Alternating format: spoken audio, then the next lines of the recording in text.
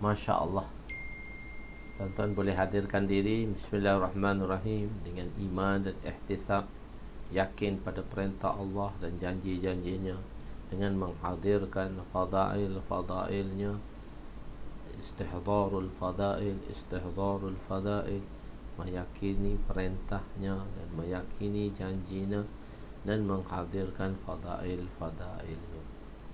Waalaikumsalam warahmatullahi wabarakatuh. Masya Allah. Pada sahabat-sahabat yang dimuliakan, barakallah. Masya Allah untuk pasangan baru. Baraka alaika, baraka lahu, baraka alaika wa jama'a bainakuma fi khair. Masya Allah. Untuk Kanzo Miyazawa, Kanzo Miyazawa tu saya doa dah. Barakallah, baraka alaika wa jama'a bainakuma fi khair. Masya Allah. Assalamualaikum warahmatullahi wabarakatuh. Subhanaka la ilma lana illa ma 'allamtana innaka antal alimul hakim. Wa la hawla wa la quwwata illa billahil aliyyil azim. Rabbi yassir wa la tu'assir wa tammim bil khair. Ya Fattah wa bika nasta'in. Nahmaduhu wa nusalli wa nusallim ala rasulihil karim wa ala alihi wa ashabihil fatihina bihadiyihim ilal haqiqatil majaza. Amma ba'du. A'udhu billahi minasyaitanir rajim. Bismillahirrahmanirrahim. Wal 'asri innal insana lafi khusr illa allazina amanu wa 'amilus salihat wa tawasaw bil haqq wa tawasaw bis sabr. Sadaqallahul azim. وقال النبي صلى الله عليه وسلم لا يؤمن أحدكم حتى يحب لأخيه ما يحب لنفسه أو كما قال عليه الصلاة والسلام. Waalaikumsalam pada semua sahabat-sahabat yang dimuliakan. InsyaAllah pada malam ni kita akan berada pada muka surat, pada jilid ketiga, pada bab bacaan doa malam, pada muka surat 273, fasal kedua, iaitu fasal kedua, hadis 1214. Hadis 1214, yakni 1214. Doa waktu bangun daripada tidur. Doa yang waktu bangun, dan fasal kedua ini ialah selain daripada Bukhari dan Muslim. Bismillahirrahmanirrahim. Wa an Aisyah radhiyallahu anha qalat kana Rasul sallallahu alaihi wasallam idza istayqadha min al-lail qala la ilaha illa anta subhanaka Allahumma wa bihamdika astaghfiruka li zambi wa as'aluka rahmatak Allahumma zidni ilma wa la tudhi' qalbi ba'da iz hadaitani wa habli min ladunka rahmah innaka antal wahhab. Rawahu Abu Daud. Sayyidatuna Aisyah radhiyallahu anha berkata, apabila Rasulullah sallallahu alaihi wasallam bangun pada waktu malam, maka Nabi membaca doa ini. Maknanya banyak doa-doa dan kepelbagaian doa-doa yang telah diajar oleh Nabi sallallahu alaihi wasallam pada kita, dan bolehlah kita mengamalkan mana-mana doa ini. Kurang-kurangnya kita menghafallah doa-doa ini supaya kita bangun pada waktu pagi setelah kita tidur dengan doa-doa yang telah diajar oleh baginda sallallahu alaihi wasallam, iaitu kita panggil dia doa-doa masnun. Dan doa ini ialah pada waktu bangun daripada tidur, pada waktu malam. Maka Nabi membaca la ilaha illa anta subhanaka Allahumma wa bihamdika astaghfiruka li zambi wa as'aluka rahmatak Allahumma zidni ilma wa la tudzi' qalbi ba'da iz hadaitani wa habli min ladunka rahmah innaka antal wahhab. Allahumma la ilaha illa anta, tiada Tuhan, tiada Rabb, tiada ilah selain Allah, selain Engkau, melainkan Engkau. Subhanaka, maha suci Engkau. Allahumma, ya Allah. Wa bihamdika, segala puji bagi Engkau. astaghfiruka li zambi, aku memohon ampun daripadamu untuk dosa-dosaku. Wa as'aluka rahmatak, aku memohon rahmatmu ya Allah. Allahumma zidni ilma, ya Allah tambahkanlah ilmuku. Wala tuzi' qalbi, dan jangan engkau selewengkan hatiku. Ba'da iz hadaitani, selepas iz hadaitani, engkau memberi hidayat kepadaku. Wahabli, kurniakanlah kepadaku min ladunka rahmatmu. Innaka antal wahhab, sesungguhnya engkau maha pemberi. Penerangan doa ini adalah dibaca. Doa ini adalah doa apabila bangun pada waktu malam. Bila kita tidur, kita bangun, kita baca doa ini supaya Allah SWT, kita meminta rahmat akan Allah SWT, kita meminta maghfirahnya, kita meminta rahmatnya.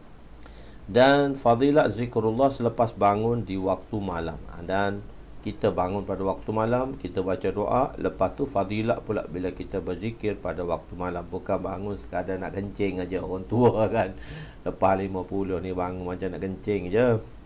Wa an Mu'adz bin Jabal, hadis ke-12-15. Wa an Mu'adz bin Jabal radhiyallahu anhu qala qala Rasul sallallahu alaihi wasallam, ma min muslim yabitu ala zikrin tahiran fayata'ara min al-lail yas'alullahu khaira illa a'tahu iyyahu.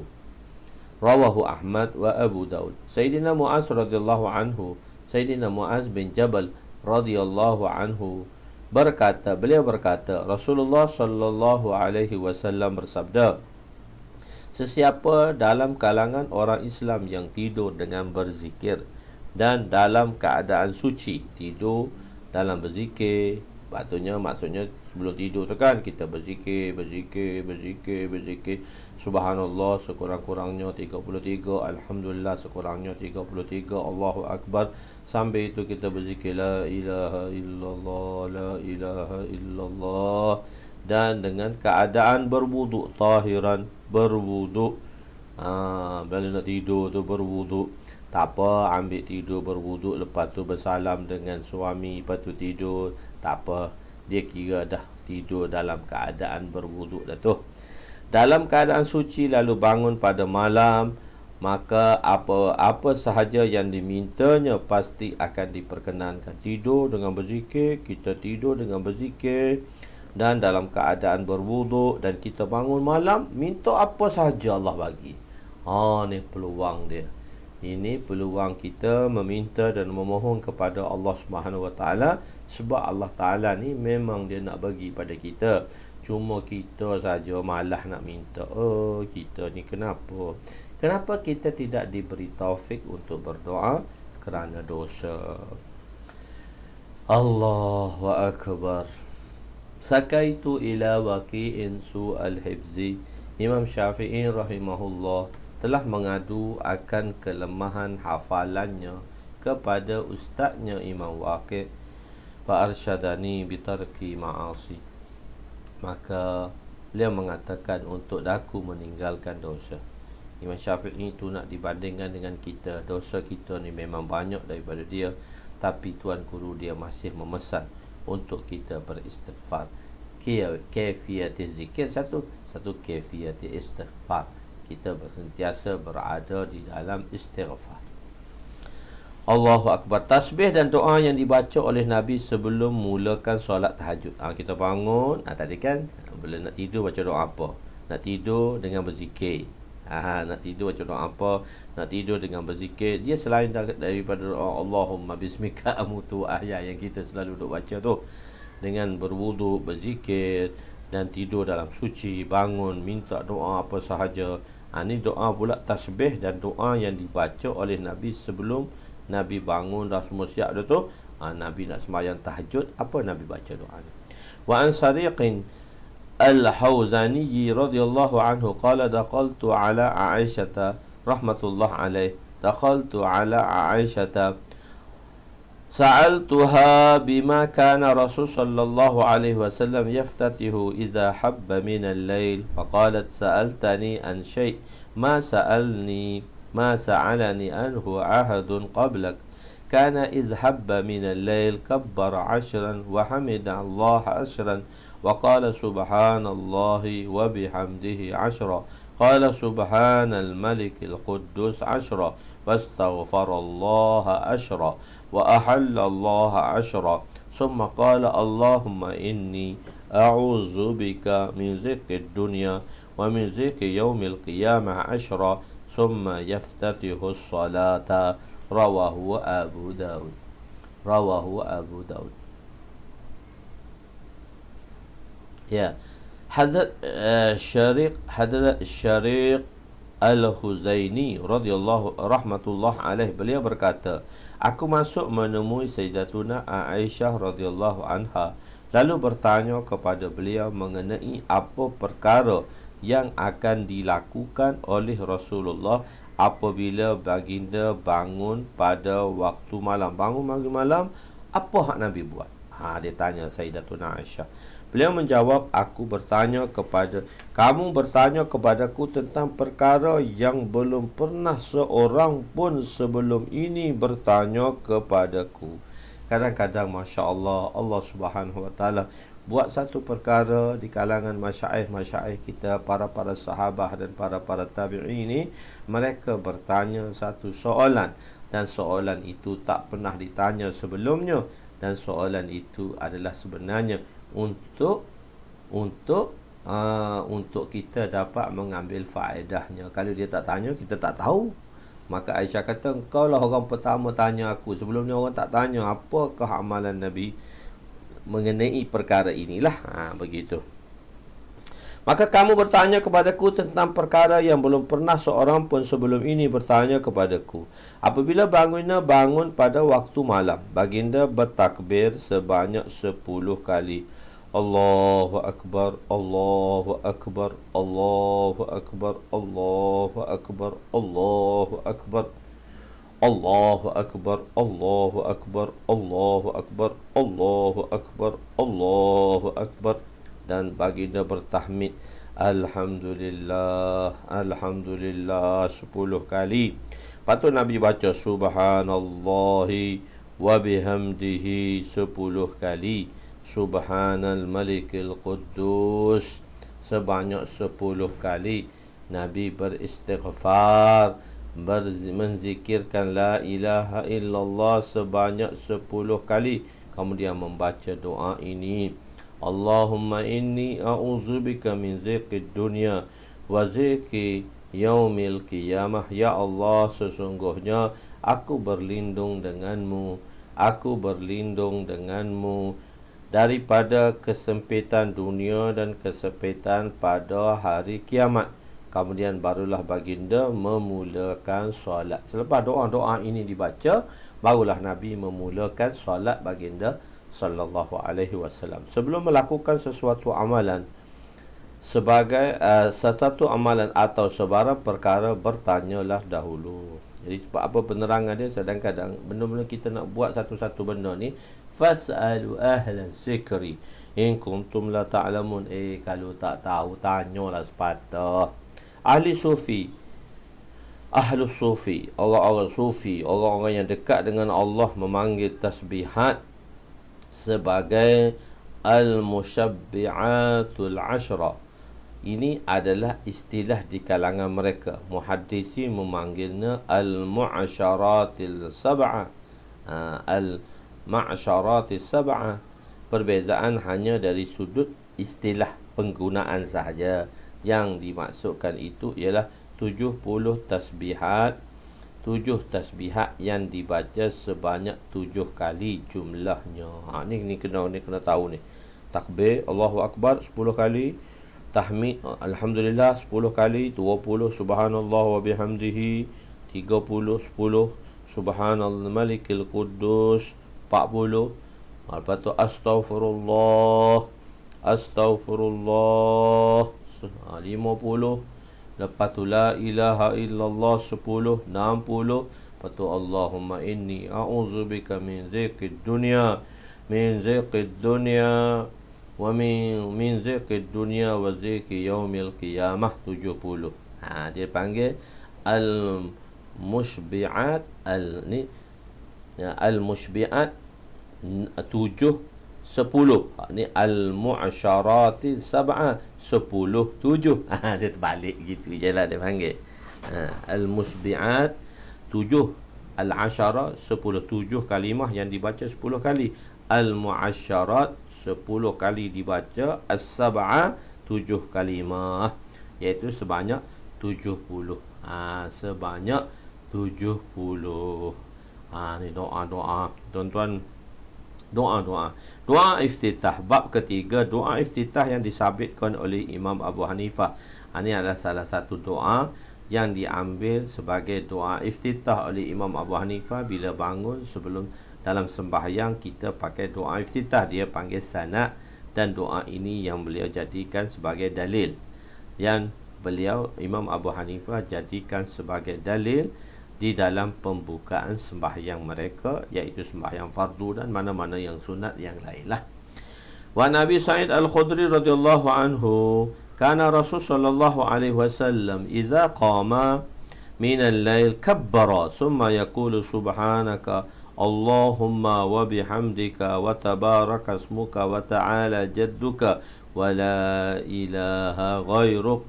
Thumma yaqulu Allahu akbar kabira. ثم يقول أعوذ بالله السميع العليم من الشيطان الرجيم من همزه ونفخه ونفثه. رواه الترمذي وأبو داود والنسائي. وزاد أبو داود بعد قوله غيره ثم يقول لا إله إلا الله ثلاثا وفي آخر الحديث ثم يقرأ. سيدنا أبو هريرة أبو مسعود Sayyidina Abu Mas'ud radhiyallahu anhu, beliau berkata, meriwayatkan bahawa beliau berkata, apabila Rasulullah sallallahu alaihi wasallam bangun pada waktu malam, baginda bertakbir sebelum membaca. Baginda bertakbir kemudian membaca subhanakallahumma wa bihamdika wa tabarakasmuka wa ta'ala jadduka wa la ilaha ghairuk. Maha suci engkau ya Allah. Wa bihamdika, dengan pujian kepadamu. Wa tabarakasmuka, maha tinggi namamu. Wa ta'ala jadduka, maha tinggi keagunganmu. La ilaha ghairuk, tiada yang layak disembah melainkanmu. Lepas tu baca Allahu akbar kabira. Lepas tu baca, kemudian baca pula A'udzu billahi as-sami'il 'alim minasy syaithanir rajim min hamzihi wa nafthihi wa nafthihi. Imam Bukhari menambah dan selepas ghairuk kemudian membaca la ilaha illallah sebanyak 3 kali. Pada akhir hadis kemudian membaca Al-Fatihah. Lafaz yang warid dalam hadis ini adalah sanad yang diambil oleh ulama-ulama Hanafiyah sebagai bacaan selepas takbiratul ihram. Kita doa iftitah Allahumma akbar kabira walhamdulillahi katsira.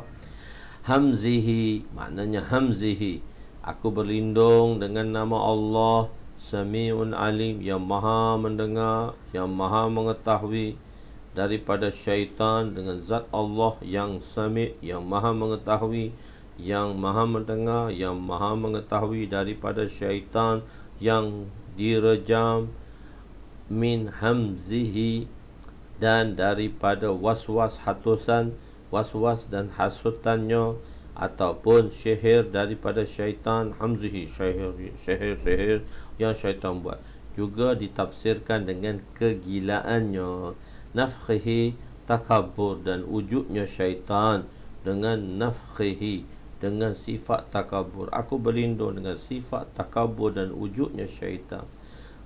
Nafsihi, sihir atau syair daripada syaitan yang tidak berfaedah. Ini banyak bacaan-bacaan doa yang telah diajar oleh baginda sallallahu alaihi wasallam. Sahabat mendekati Nabi untuk mendengar bacaan. Sebab itu kita belajar melalui sahabat. Kita belajar melalui sahabat. Duduk dekat dengan Nabi. Apa yang Nabi baca, walaupun tak boleh duduk dekat dengan Nabi, tak boleh bersama Nabi, duduk dekat dengan bilik Nabi. Begitu. Wa an Rabi'atan ibn Ka'b al-Aslami radhiyallahu anhu qala kuntu wa abitu inda al-hujrati an-nabiy sallallahu alaihi wasallam faqultu asma'uhu idza qama min al-lail yaqulu subhana rabbil alamin hawiyya Allah summa yaqulu subhana wa bihamdihi hawiyya. Rawahu an-Nasa'i wa at-Tirmidzi nahwuhu. Qala hadza haditsun hasanun sahihun. Sayyidina Rabi' bin Ka'ab al-Aslami radhiyallahu anhu beliau berkata, aku mendekatkan tempat tidurku dengan bilik Nabi. Duduk kat masjid, dia pergi tidur dekat bilik Nabi. Apabila Nabi bangun pada waktu malam, mungkin dia pun duduk tidur pun tak nyenyak nak tengok apa Nabi bangun waktu malam. Aku mendengar baginda membaca di sebalik bilik tadi. Nabi baca Subhana Rabbil Alamin dalam masa yang lama, kemudian membaca Subhana Rabbil Alamin. Nabi baca panjang lama. Lepas tu Subhanallahi wa bihamdihi, seumpamanya daripada Al-Tirmizi dan daripada riwayat Imam Tirmizi, dan beliau berkata hadis ini adalah hasan lagi sahih. Sayyidina Rabi' bin Ka'ab al-Aslami mendekatkan tempat tidur dengan bilik Nabi untuk belajar apa yang Nabi baca ketika bangun malam, seterusnya mengamalkannya. Seterusnya dia nak amal dengan tujuan duduk dekat tu sebab nak amalkan. Bab baru, babut tahridi ala qiyamil lail, bab galakan untuk qiyamul lail, untuk bangun malam. Maksud qiyamul lail ialah beribadat pada waktu malam, sama ada menunaikan solat, membaca Al-Quran, berzikir dan berdoa.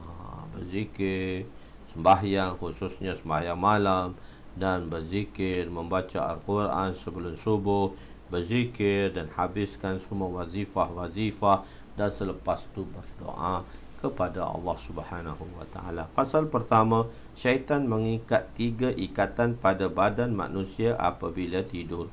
Wa an Abi Hurairah radhiyallahu anhu, hadis yang ke-12 19. Wa an Abi Hurairah radhiyallahu anhu qala Rasul sallallahu alaihi wasallam yaqidu syaitanu ala qafiyati ra'si ahadikum idza huwa nama salasata uqadin yadribu ala kulli uqdatin alayka al-layl tawilun farqud fa in istayqadha fadhakara Allah in hallat uqdatun fa in tawadda'a in hallat uqdatun wa in shalla in hallat uqdatun fa asbaha nashitan tayyiban nafsi wa illa asbaha khabisan nafs kaslana. Muttafaqun alaih. Sayyidina Abu Hurairah radhiyallahu anhu, beliau berkata, meriwayatkan bahawa beliau berkata, Rasulullah sallallahu alaihi wasallam bersabda, syaitan membuat ikatan pada tekuk setiap daripada kamu apabila dia tidur dengan 3 ikatan. Dia mengenakannya pada setiap ikatan. Malam masih panjang. Dia kata apa? Malam masih panjang, maka tidurlah. Jangan dia bangun untuk berzikir kepada Allah. Maka jika dia bangun untuk berzikir kepada Allah, akan terukailah satu ikatan. Jika dia berwuduk, maka akan terukailah satu ikatan. Dan jika dia solat, maka akan terukailah lagi satu ikatan. Lalu dia akan berpagi-pagi dalam keadaan bersemangat, nasyat, dan jiwa yang segar dan cergas. Dan jika tidak buat sedemikian, maka berpagi-pagi dengan badan yang tak bermaya, malah kita rasa berat, kita rasa malas, berat untuk kita bangun apabila kita tidak melaksanakan bacaan tadi. Peringatan doa. Ikatan yang dinyatakan dalam hadis ini mempunyai 2 maksud. Ikatan ni 2 maksud. Pertama, memberi makna hakiki. Makna hakikat lah. Makna hakiki ni makna yang zahir, yakni diikat dengan sifat malas atau diikat seperti orang yang disihir sehingga susah untuk bangun tidur, atau diikat dengan makanan dan minuman yang menyebabkan yang akan menyusahkan untuk bangun malam. Sebab tu kita lepas isyak tu jangan makan lagi, dah susah nak bangun malam. So sebelum pukul 9 tu dah makan dah, sebelum pukul 8 tu lain tu free dah, perut kosong dah, supaya maedah kita ni tenang tidur. Lepas tidur malam ni pukul 12 makan lagi, hentam lagi. Gak kawan tu duduk bekerja, kita tidur dan dia bekerja, sebab tu kita bangun letih. Itu satu sudut. Begitu. Kedua, ianya memberi makna majazi. Makna yang kedua, dalam At-Tib An-Nabawi, dalam perubatan secara sunnah, secara Nabi, dinyatakan bahawa tidak makan berat pada waktu malam memudahkan bangun malam. Tak makan berat dah pada waktu malam. Sebab itulah sebelum pukul 8 tu makan. Lepas tu beres, tenang, tidur perut okey, kosong, tenang, tak lapar, tak ceruk bunyi kiok, kena bangun makan juga. Begitu. Hadis 12:20, Nabi menunaikan ibadat dengan bersungguh-sungguh untuk menunaikan hak kesyukuran. Kita menunaikan ibadat sembahyang ni, kita menunaikan ibadat kepada Allah. Nabi kata untuk menunaikan hak kesyukuran. Wa anil Mughirah radhiyallahu anhu qala qama an-nabiy sallallahu alaihi wasallam hatta tawarramat qadamahu faqila lahu lima tasna'u hadza qad ghafira laka ma taqaddama min dhanbika wa ma ta'akhkhar qala afala akuna abdan shakura afala akunu abdan shakura afala akunu abdan syakura. Muttafaq alaih. Sayyidina Mughirah bin Syu'bah radhiyallahu anhu berkata, Nabi solat pada waktu malam sehingga bengkak kedua kaki baginda. Maka ditanya kepada baginda, mengapa Tuan, ya Rasulullah, melakukan sedemikian sedangkan dosa Tuan yang lalu dan yang akan datang telah diampun? Sebab Nabi maksum, tidak ada dikenakan dosa mahu kecil maupun besar. Baginda bersabda, afala akunu abdan syakura, tidakkah patut aku menjadi seorang hamba yang bersyukur? Jadi kita beribadat bersungguh-sungguh pada waktu malam sampai bengkok kaki Nabi, supaya nak menunaikan hak kesyukuran. Nak menunaikan hak kesyukuran, supaya kita dapat tunai hak kesyukuran kepada Allah Ta'ala. Jadi salah satu kita bersyukur kan, satu kita dah bagi tahu dulu, satu syukur dengan lidah. Tu mudah untuk lafazkan, tapi kadang-kadang pun susah juga. Bila benda yang susah, yang tak baik untuk kita, sedangkan kita rasa tak baik dan benda tu baik, dan kita susah nak mengucap Alhamdulillah pun susah. Dan satu lagi ialah kita bersyukur dengan a'dha'u jawarih, dengan anggota badan kita, dengan menunaikan ibadat. Ini maksudnya bersyukur dengan anggota. Bersyukur dengan anggota untuk melakukan ibadat. Untuk melakukan ibadat kepada Allah, itu menunaikan hak kesyukuran. Hafiz Ibnu Hajar rahmatullah alaih, Allahu akbar, yakni Allah telah berikan kepadaku nikmat-nikmat yang sangat banyak. Di dunia lagi Allah muliakan dan letakkanku di kedudukan yang sangat mulia. Nabi kata Allah Ta'ala bagi banyak nikmat ke aku, duduk letak aku di tempat yang sangat mulia, letakkan aku di tempat yang tinggi dan mulia. Hafiz Ibnu Hajar rahmatullah alaih berkata, orang yang bertanya kepada Nabi mengenai sebab menanggung kesusahan dalam ibadat. Orang yang bertanya kepada Nabi mengenai sebab menanggung kesusahan. Kenapa Nabi begitu berat, begitu susah untuk menanggung? Kenapa sanggup menanggung kesusahan dalam menyempurnakan ibadat? Dia menyangka bahawa sebab itu sama ada takut dosa atau mengharapkan keampunan. Kita banyak ibadat tu sebab kita nak suruh Allah ampun dosa, dan Allah nak harapkan keampunan dia. Maka Nabi memberi jawapan bahawa sebab yang lain yang lebih sempurna, iaitu kita berusaha beribadat di tengah malam, ialah bersyukur terhadap taufik beribadat di samping keampunan dan banyaknya nikmat. Bukan sebab keampunan saja, bersyukur sebab Allah bagi taufik. Taufik kan, bila kita bersungguh baru Allah datangkan. Dan banyaknya nikmat tadi, tidak terhingga banyaknya nikmat. La tuhsuha. Kita ni tak boleh kira nikmat Allah. La tuhsuha. Sesungguh nikmat Allah itu tidak boleh kita hitung. Diriwayatkan daripada Sayyidina Ali bahawa mereka yang beribadat kerana mengharapkan keampunan, ini adalah ibadat para peniaga. Ni kata-kata Sayyidina Ali. Orang yang beribadat nak keampunan, ni orang nego ni. Bila dia menjual, ada orang beli. Dia gitulah. Ni jual macam orang berniaga. Ibadat tu siapa macam berniaga? Kenapa? Supaya dibalas dengan keampunan. Itu kata beliau.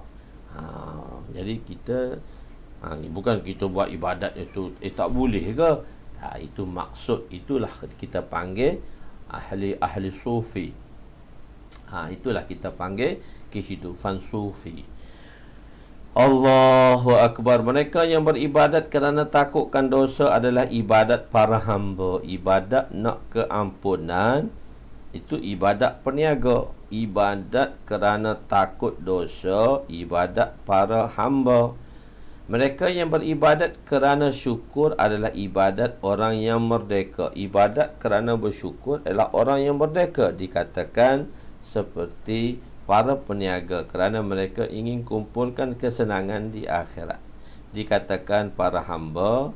Sebab apa dikatakan hamba? Kerana ingin bebaskan diri daripada neraka.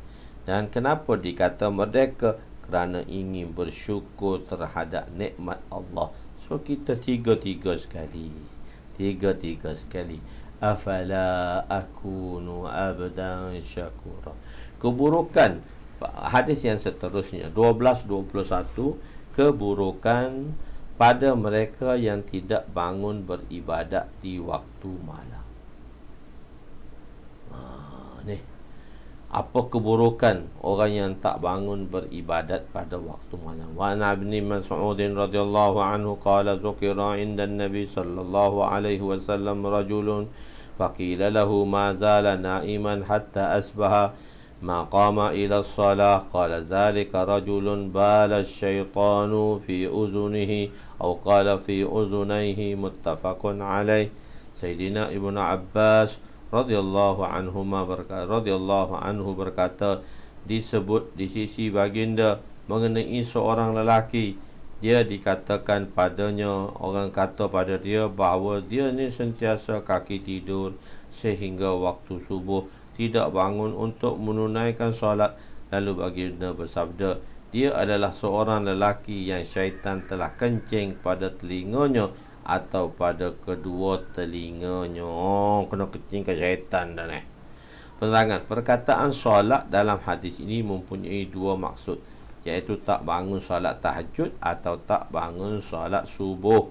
Maksud yang dikendaki di sinilah yang pertama, supaya zahirnya munasabah di dalam hadis nampak. Jadi sebab apa kita maksud yang pertama? Sebab kita bawa galakkan tahrid untuk bangun malam. Jadi maksud dia bukan subuh lah. Subuh tu tak dapat tidur kena buat. Sebab dia wajib bangun malam ni kerana kita mengharapkan keampunan Allah. Pada hari yang seorang itu tidak bangun solat tahajud, tiada kebaikan untuknya pada hari itu. Kalau tak bangun tahajud, tak ada kebaikan hari itu. Syaitan telah kencing, maksudnya ialah hakikat, makna realiti. Seorang lelaki soleh pada suatu hari tidak bangun ibadat waktu malam. Dia bermimpi pada malam itu bahawa ada seorang yang hitam telah kencing dalam telinganya. Dia mimpi tak boleh jadi dalil, tapi boleh jadi ibrah atau kinayah, makna sandaran, makna kinayah. Syaitan menganggapnya hina, seperti dia ni dihina oleh syaitan. Apabila seorang itu dipandang hina oleh orang lain, maka dia akan membaling najis kepadanya. Dia akan baling najis. Wanita juga digalakkan untuk melakukan solat tahajud. Wa an ummi Salamah radhiyallahu anha qalat istayqadha Rasul sallallahu alaihi wasallam lailatan fazi'an yaqulu subhanallah ma za unzila lailatan minal khaza'in wa ma za unzila minal fitan man yuqidhu sawahibul hujarat yuridu azwajahu likay la yusallina rabbu kasiyatin fid dunya ariyatin fil akhirah. Rawahu Bukhari. Hadis yang keempat, 1222. Sayyidina Ummu Salamah radhiyallahu anhu berkata, Rasulullah sallallahu alaihi wasallam telah terjaga dalam keadaan gelisah pada waktu malam. Nabi bangun, Nabi dalam keadaan keluh kesah dan gelisah. Baginda bersabda, Maha suci Allah, khazanah apakah yang diturunkan pada malam ini? Nabi dalam keluh kesah. Maka Nabi pun kata, Maha suci Allah. Kadang-kadang kita dalam sesuatu yang merisaukan, sebenarnya sesuatu yang merisaukannya itu dia juga akan mendatangkan kebaikan apabila kita memikirkannya di atas kebaikan. Maka Maha suci Allah, khazanah apa yang diturunkan pada malam ini? Fitnah apakah yang diturunkan? Siapakah yang akan mengejutkan orang? Siapakah yang akan mengejutkan orang-orang di dalam bilik tidur? Baginda memasukkan isteri-isterinya supaya mereka dapat bersolat. Ramai orang yang berpakaian di dunia ini, tetapi dia tidak berpakaian di akhirat. Ramai orang berpakaian di dunia ini, tapi dia tidak berpakaian di akhirat. Hadis ini menunjukkan bahawa keadaan akan berlaku pada hari kiamat dikasyafkan oleh Allah kepada Nabi. Benda ni akan berlaku pada hari kiamat, tapi dibuka untuk Nabi. Allah Ta'ala buka. Pertama, ramai orang yang berpakaian. Kenyataan ini mempunyai beberapa maksud. Perempuan yang berpakaian, jika maknanya begini, maka ia hanya khusus bagi perempuan sahaja. Orang yang berpakaian, maka umum termasuk lelaki dan wanita. Maksud ini lebih baik berdasarkan konteks hadis ini. Apakah maksudnya? Iaitu harta-harta banyak tetapi tidak dibelanjakan untuk akhirat. Orang ini akan miskin dan tidak berpakaian di akhirat. Atau maknanya ialah perempuan-perempuan yang zahirnya berpakaian tapi hakikatnya telanjang kerana pakaiannya terlalu nipis. Keadaan ini banyak berlaku di zaman sekarang. Tengok nampak rambut aja. Pakai baju nipis, tak ada apa pun, macam kulit aja nampak rambut. Allahu Akbar. Moga Allah SWT selamatkan dan Allah SWT bagi hidayat pada semuanya. Kelima, apa maksudnya ialah janganlah wanita berbangga-bangga seperti dia berkata, saya ini anak seorang Nabi. Saya ni anak ustaz, saya tidak perlu solat tahajud banyak-banyak, saya menumpak amalan ayah saya. Janganlah menganggap begitu, kerana di akhirat masing-masing akan menanggung dosa masing-masing. Iman tidak dapat dibeli, tidak dapat diwarisi oleh seorang ayah yang bertakwa.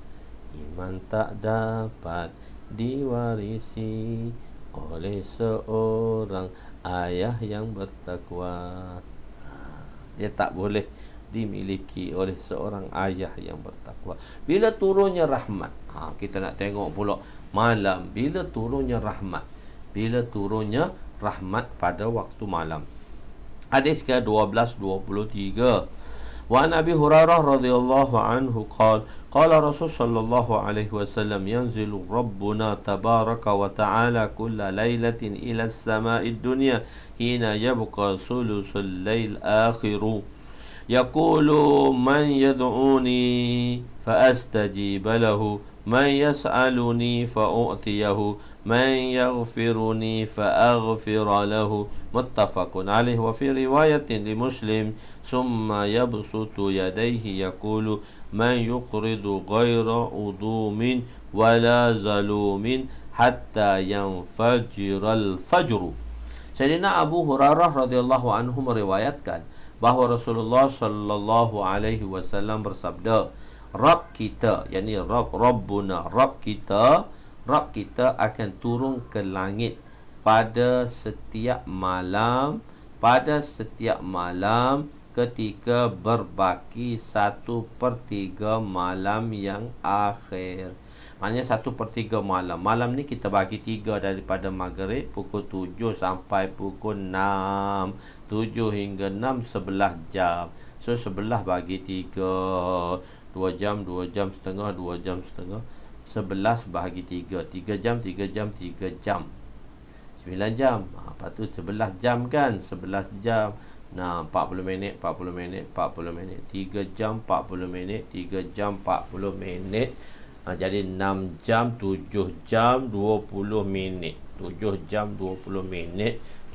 Daripada 7 campur 7, 20. 7 campur 7, 24. 7 malam campur 7. Jadi 2 pagi, 2.40 pagi lah. 2.40 pagi. 2.40 pagi itulah. Pada waktu itu. Maka Allah Ta'ala berfirman, siapakah yang ingin berdoa, memohon kepadaku, aku akan menerima permintaannya. Man yad'uni fa'astajib lakum, fa'astajib lakum. Man yad'uni yas'aluni, siapakah yang ingin meminta kepadaku, fa'u'tiya lakum, fa'u'tiyahu, aku akan bagi kepadanya. Man yaghfiruni fa'aghfira lakum, fa'aghfira lahu, siapakah yang ingin meminta ampun kepadaku, aku akan mengampuninya. Hadis riwayat muttafaq alaih. Dalam riwayat Imam Muslim terdapat perkataan, kemudian Allah menghamparkan kedua tangannya dan berfirman, siapakah yang ingin berhutang kepada zat yang maha lagi kaya, tidak menzalimi, demikianlah difirmankannya sehingga tiba waktu fajar. Ni permohonan ni, projek-projek ni dibuka pada 1/3 malam yang akhir. Rabb kita akan turun. Kenyataan ini bukan menunjukkan kepada makna zahir, iaitu Allah turun ke langit dunia. Allah Maha Suci daripada menyerupai dengan makhluk. Menurut ulama mutakaddimin, hendaklah beriman dengan hakikat yang selayaknya dengan Allah. Tidak perlu mentakwil bersama mensucikan Allah daripada persamaan dengan makhluk. Menurut ulama mutaakhirin, takwilnya rahmatnya turun. Sebab tu tajuk tu saya buat, bilakah turunnya rahmat. Ulama mutakaddimin kata, dalam akidah mengatakan hendaklah beriman dengan hakikat yang selayaknya, apa yang ada pada Allah yang selayak. Tidak perlu takwil bersama mensucikan Allah daripada persamaan dengan makhluk. Jadi kita tak samakan Allah itu dengan makhluknya, dan Allah itu tidak sama dengan makhluk. Mukhalafatuhu ta'ala lil hawadis, Maha Suci. Bas Allah dia kata macam itulah kita terimanya. Tapi mutaakhirin kata rahmat Allah turun, maksudnya di situ rahmat Allah. Hafiz Ibnu Hajar dan Imam Malik mengatakan bahawa takwil padanya ialah malaikat dan rahmat Allah turun sehingga waktu fajar. Hadis ini tidak menafikan rahmat Allah yang turun pada bahagian 1/malam yang pertama dan juga 1 bahagian malam yang kedua. Lain pula, yang ketiga lain pula. Setiap malam ada satu waktu yang pasti, yang doa pasti akan diterima. Satu malam mana ada pasti doa diterima. Wa an Jabirin radhiyallahu anhu, hadis ke-1224. Wa an Jabirin 1224. Wa an Jabirin radhiyallahu anhu qala sami'tu an-nabiy sallallahu alaihi wasallam yaqulu inna fil laili la sa'atan la yuwafiquha rajulun muslimun yas'alullaha fiha khairan min amri dunya wal akhirah illa a'tahu iyyahu wa zalika kulla lailah. Sayyidina Jabir radhiyallahu anhu meriwayatkan bahawa beliau mendengar Nabi SAW bersabda, sesungguhnya pada waktu malam pada setiap hari pada waktu malam tidak akan mendapati oleh seorang lelaki Muslim, tak kira lelaki itu syarat ittifaqi, lelaki Muslim atau wanita Muslim, lalu dia memohon kepada Allah kebaikan di dunia dan akhirat pada saat itu, melainkan pasti Allah akan memberi kebaikan itu kepadanya, dan waktu itu terdapat pada setiap malam. Pada setiap malam ni ada doa-doa, satu waktu yang mustajab da'wat. Apa hikmah waktu itu disembunyikan? Kenapa tak cerita minit-minit itu? Pertama, supaya kita sebagai hambanya bersungguh-sungguh mencari waktu tersebut. Kita kena mencari untuk berusaha. Kedua, tidak berputus asa dengan terlepasnya waktu itu. Jangan kita putus asa, malam esok ada lagi. Ketiga, tidak berpada dengan ibadat pada waktu-waktu tertentu saja. Janganlah khusus untuk ibadat waktu-waktu tertentu. Hak tu hak marah salafi tu, malam-malam tertentu saja kita beribadat. Tidak. Tidak waktu yang lain, tidak pada waktu yang lain. Patutnya boleh waktu yang lain. Kenapa duk ibadat waktu tertentu tu saja je? Kenapa duk baca Yasin malam Jumaat je? Bukan salah, tapi malam-malam lain pun kena bacalah juga. Ketiga, keempat, memelihara hati dan menghindarkan diri dari fasa sifat ujub. Ujub rasa besar, bangga diri. Dan kelima, menzahirkan sifat khauf, yang takut, sifat takut, dan sifat raja, sifat harap kepada Allah dan rahmatnya. Begitu juga pada waktu penerimaan doa. Ada juga penerimaan doa pada hari Jumaat, pada malam Lailatul Qadar, dan bersamaan dengan Ismul Azam. Dalam Ismul Azam menyebut nama Allah, nanti kita akan belajar bab Ismul Azam. Itu dalam jilid kelima, di akhir jilid kelima, di dalam bab doa-doa, dan di situ adanya Ismul Azam. Okey. Ulama berselisih pendapat, ulama berikhtilaf mengenai penetapan waktu itu. Kata sebahagian ulama ianya pada separuh malam dan selepasnya. Wallahu alam, hanya Allah yang maha mengetahui. Apapun keadaannya, setiap waktu kita kena berdoa dan berharap. Sebab tu kata-kata kita kena berdoa. Dan saya selalu pesan pada tuan-tuan untuk diri saya dan tuan-tuan semua, iaitu kita berada di dalam kafiyat doa. Ini maksud kafiyat doa ni, kita sentiasa dalam hati kita berdoa kepada Allah Subhanahu Wa Taala. Kafiyat doa setiap waktu ialah dengan berdoa dalam hati, iaitu dalam masa 24 jam hati kita sentiasa memohon perlindungan Allah. Setiap kali teringat, teruslah berdoa dalam hati. Ya Allah, Rabbana hablana min azwajina wa zurriyatina qurrata a'yunin waj'alna lil muttaqina imama. Rabbana hablana min azwajina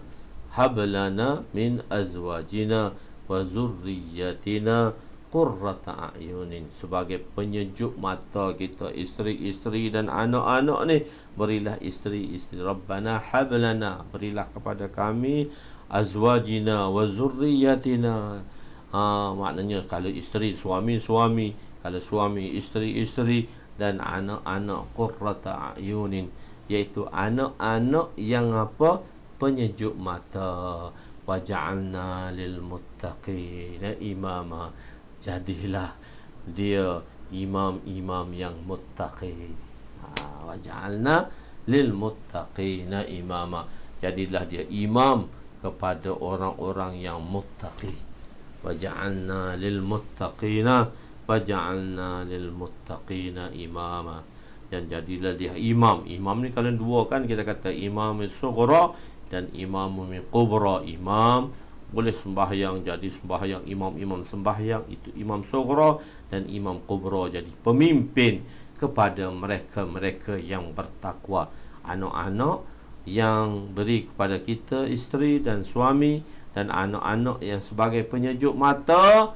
Waja'alna lil muttaqi waja'alna, dan jadikanlah kami semua waja'alna lil muttaqin, kepada orang-orang yang muttaqin, imam, pemimpin, imam dan sebagainya lah. Allahu Akbar. Teringat kita berada dalam kaifiat doa. Kita berada di dalam kaifiat doa. Kita sentiasa berdoa. Jangan lepas sembahyang dan sebagainya itu kita berdoa dengan mengangkat tangan. Tapi tak semestinya kita berdoa. Tapi tempat-tempat tertentu kita angkat tangan. Tetapi dalam 24 jam ni, kaifiat doa ni, di mana saja hati kita, maka kita kena sentiasa berdoa kepada Allah Subhanahu Wa Taala, sebab Allah lah yang Maha Pemberi, Allah lah yang Maha mengurniakan segala-galanya. Allahu Akbar. 1225 1225 puasa dan qiyam Nabi Daud, puasa Nabi Daud dan sembahyang Nabi Daud alaihi salam.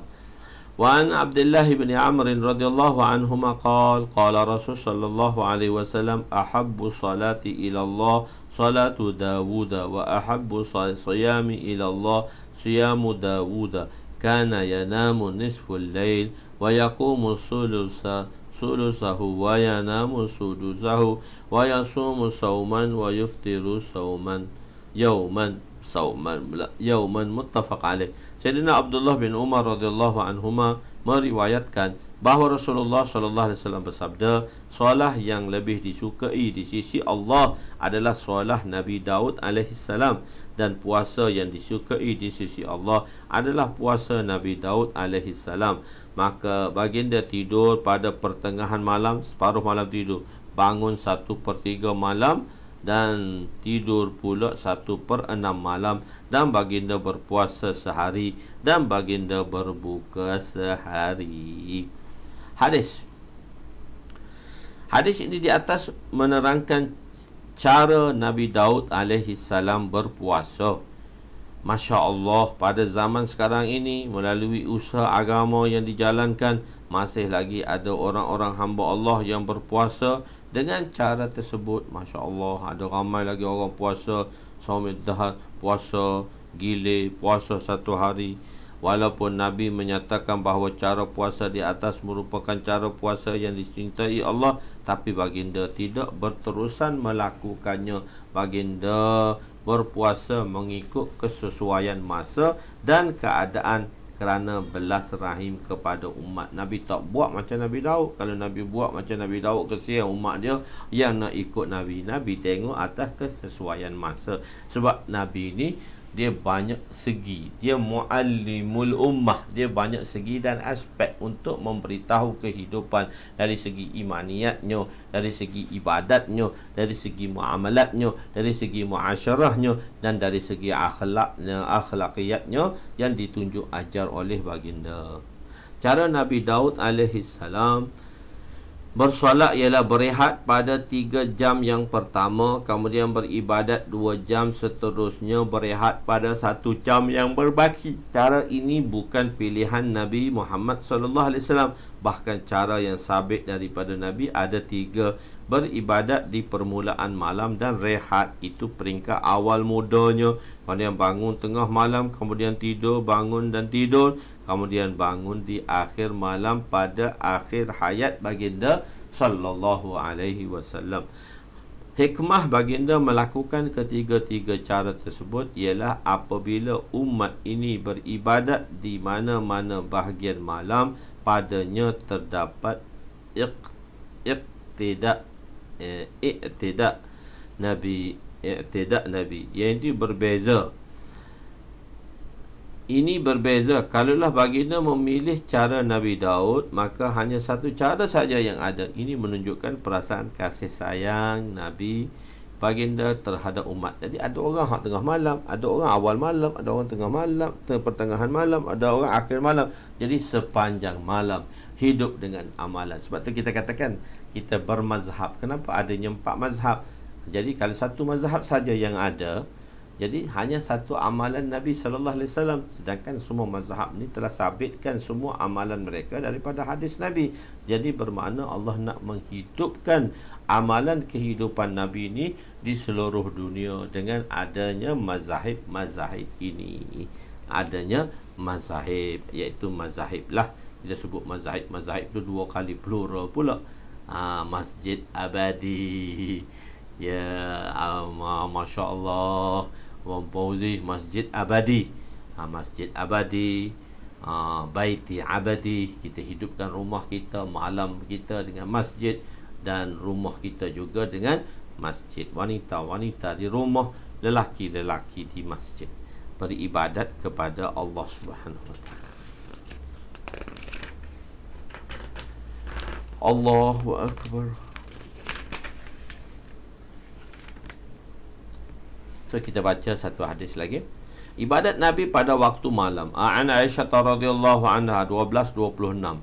Qalat kana ta'ni Rasul sallallahu alaihi wasallam yanamu awwal al-lail wa yuhyi akhirahu thumma in kanat lahu hajatan ila ahlihi qadha hajatahu thumma yanam fa in kana indahu nida'i awwal junuban wasaba fa afada alaihi al-ma' wa in lam yakum junuban fatawadda'a lis-salati thumma shalla rak'atain, muttafaq alaih. Sayyidatuna Aisyah radhiyallahu anha berkata, baginda tidur pada waktu malam dan berjaga pada bahagian akhirnya.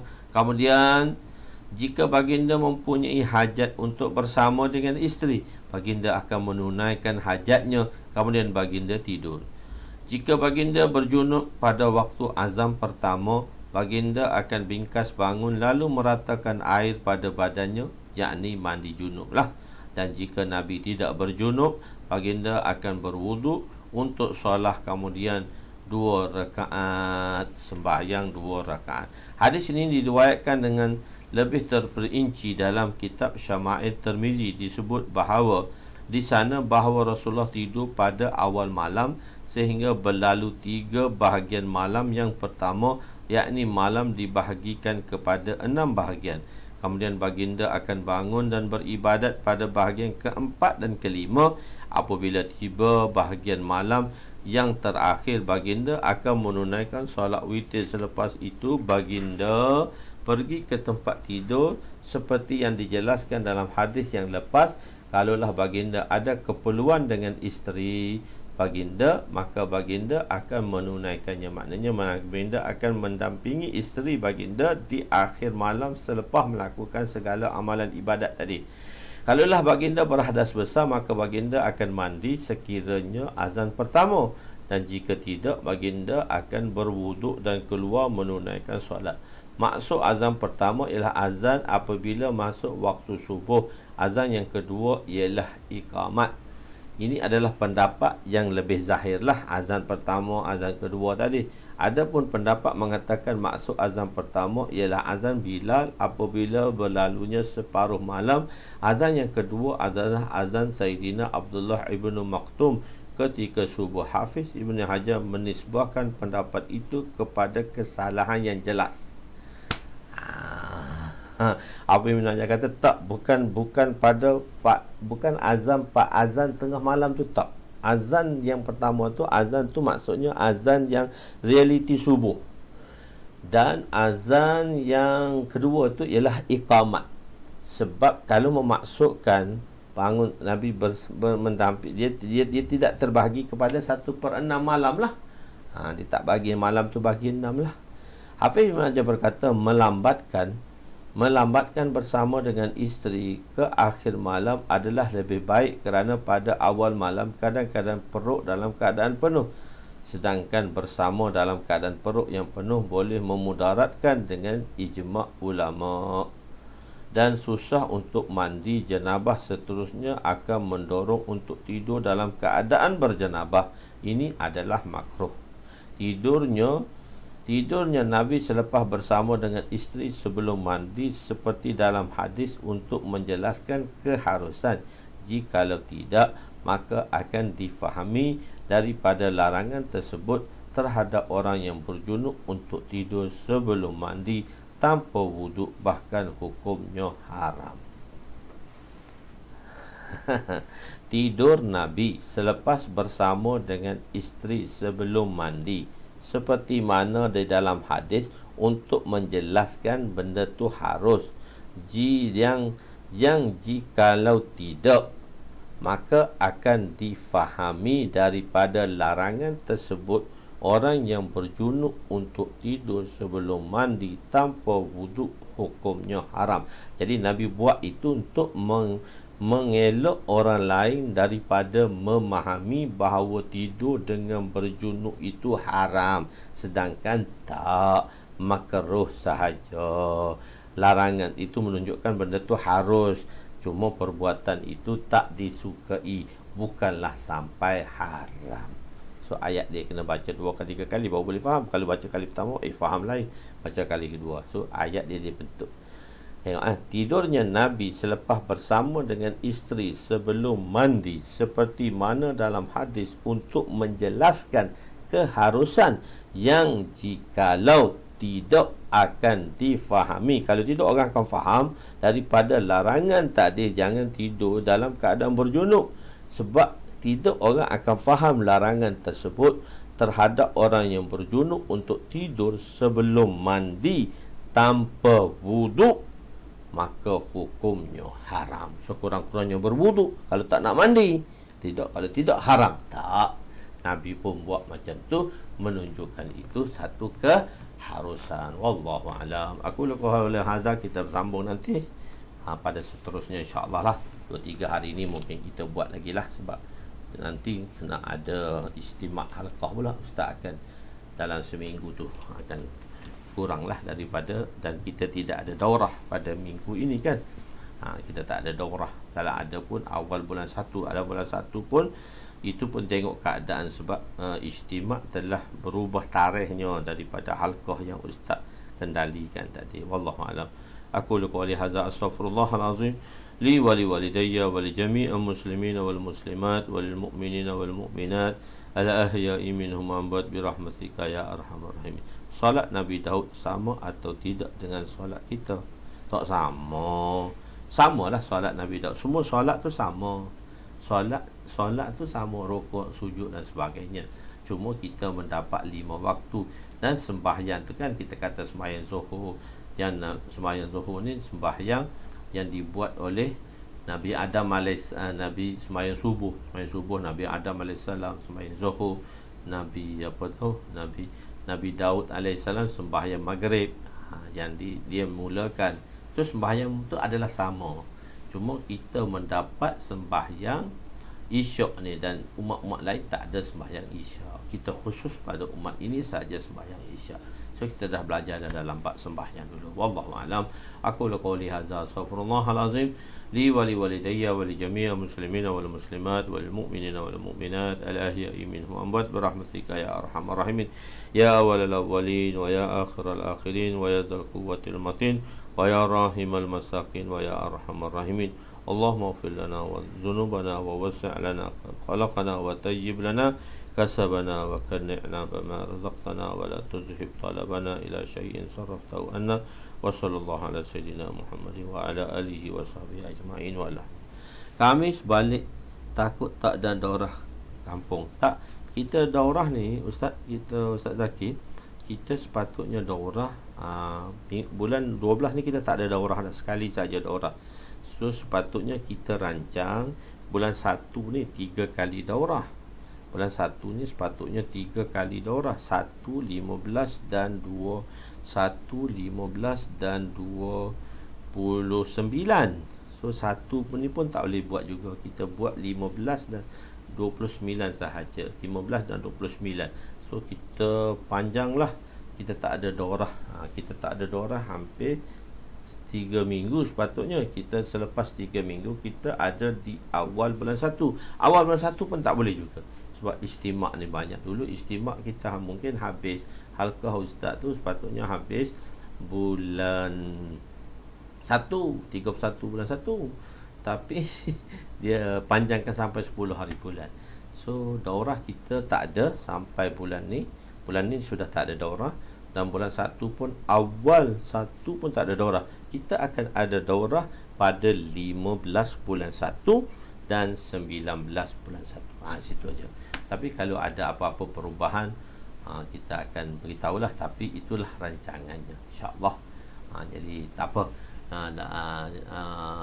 Ustaz Zaki boleh balik, tak apa, jangan risau. Kita tak ada daurah, kita jumpa daurah di tengah bulan 1 nanti, insya-Allah. Jadi kita kalau ada kesempatan, kita akan ada kelas-kelas malam sajalah. Walaupun dalam waktu-waktu 27 ada istimak saya, 29 saya ada istimak, 31 saya ada istimak, 2 hari bulan ada istimak. Jadi 28 saya free, saya balik madrasah untuk mengajar. 30 saya free, saya balik madrasah mengajar. 1 hari bulan saya balik madrasah mengajar. Mungkin masa 1 hari bulan tu 28, 31 tu mungkin kita ada kelas lah. Kelas malam je lah. Wallahu a'lam. InsyaAllah. Nanti kita sambung insya-Allah semula. Kita doakan, kita dah doakan. Dah doa insya-Allah. Cuma pertanyaan tadi sedikit.